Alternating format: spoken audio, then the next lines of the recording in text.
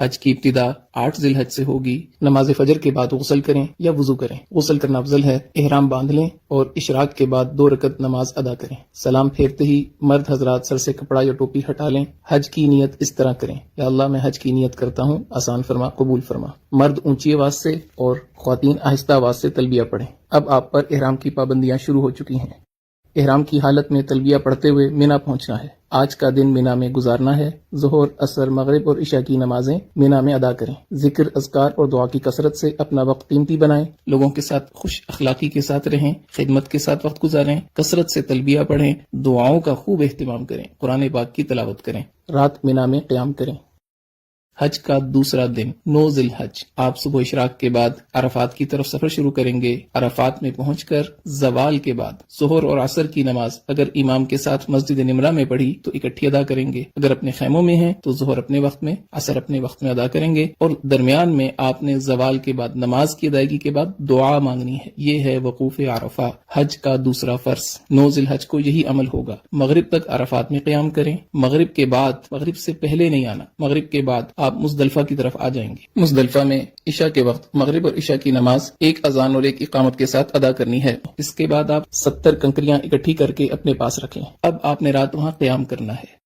10 ذی الحج، حج کا تیسرا دن، اور آپ اس وقت مزدلفہ کے میدان میں ہیں۔ فجر کی نماز ادا کرنے کے بعد وہ رمی کے لیے مینا کی طرف چلیں گے۔ یاد رکھ لیں 10 ذی الحج آج آپ نے 5 واجب پورے کرنے ہیں، ایک فرض کی آخری ادائیگی کرنی ہے۔ پہلا واجب وقوف مزدلفہ ادا ہو گیا۔ دوسرے واجب کی طرف آپ جا رہے ہیں، شیطان کو پتھر مارنے۔ مینا میں آج صرف بڑے جمرہ کو 7 کنکریاں مارنی ہیں۔ اس کے بعد آپ قربانی کا جانور ذبح کریں، یہ تیسرا واجب پورا ہو گیا۔ اس کے بعد آپ اپنے سر کے بال منڈوا لیں، یہ چوتھا واجب پورا ہو گیا۔ اب آپ احرام کھول سکتے ہیں اور عام لباس پہن سکتے ہیں۔ اس کے بعد آپ طواف زیارت کے لیے مکہ مکرمہ بیت اللہ کی طرف سفر شروع کریں۔ بیت اللہ پہنچ کر طواف کریں، یہ آپ کا طواف زیارت ہے، حج کا تیسرا فرض۔ حج کے تینوں فرض مکمل ہو گئے۔ اس کے بعد آپ نے سعی کرنی ہے، سعی حج کا 5واں واجب، یہ بھی پورا ہو گیا۔ اب آپ واپس رات کو مینا میں آ جائیں، مکہ مکرمہ میں قیام نہ کریں۔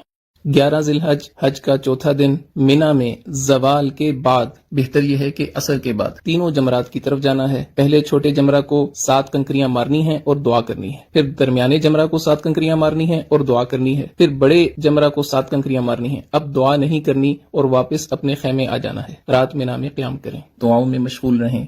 حج کا 5واں دن 12 ذی الحج، مینا میں زوال کے بعد تینوں جمرات کی طرف جانا ہے۔ پہلے چھوٹے جمرہ کو 7 کنکریاں مارنی ہیں اور دعا کرنی ہے۔ پھر درمیانے جمرہ کو 7 کنکریاں مارنی ہیں اور دعا کرنی ہے۔ پھر بڑے جمرہ کو 7 کنکریاں مارنی ہیں اور دعا نہیں کرنی۔ اب آپ کے پاس اختیار ہے، اگر آپ رات مینا میں قیام کرنا چاہیں تو 13 کی رمی آپ کے ذمہ ہوگی۔ اگر آپ رات قیام نہیں کرتے، آپ واپس مکہ مکرمہ اپنی بلڈنگ میں آ سکتے ہیں۔ بہتر یہ ہے کہ اپنے خیمے میں آئیں اور 13 ذی الحج کی رمی زوال کے بعد تینوں جمرات کو پتھر مارنے کے بعد مکہ مکرمہ واپس آ جائیں۔ اب صرف ایک واجب رہ گیا، طواف وداع۔ وداع یعنی رخصت ہونے والا طواف، یہ حج کا 6واں واجب ہے۔ آپ کے سارے مناسک پورے ہو گئے، 3 فرض آپ نے پورے کیے، 6 واجب آپ نے پورے کیے، آپ کا حج مکمل ہو گیا۔